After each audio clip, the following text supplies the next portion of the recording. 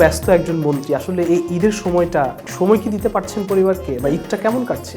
বেশ চ্যালেঞ্জিং 3 দিনে 1.5 কোটি মানুষ ঢাকা ছেড়েছে। তো এইটা ম্যানেজ করা বেশ একটা চ্যালেঞ্জিং। তো সেই চ্যালেঞ্জটা মন্ত্রণালয় কর্মচারী কর্মকর্তাদের সবারই ছুটি বাতিল করা হয়েছে। দেশের বরেণ্য রাজনীতিবিদদের নিয়ে দেশ টিভির ঈদের বিশেষ আয়োজন RICL, যে কথা রূপকথা নয়। পরিবারকে সময় দেওয়া হচ্ছে না? না, এটা দায়িত্বের অংশ। কাউকে না কাউকে তো রাষ্ট্রটাকে ফাংশন করাতে হবে। ঈদের তৃতীয় দিন থাকছেন শেখ রবিউল আলম, সড়ক ও পরিবহন মন্ত্রী।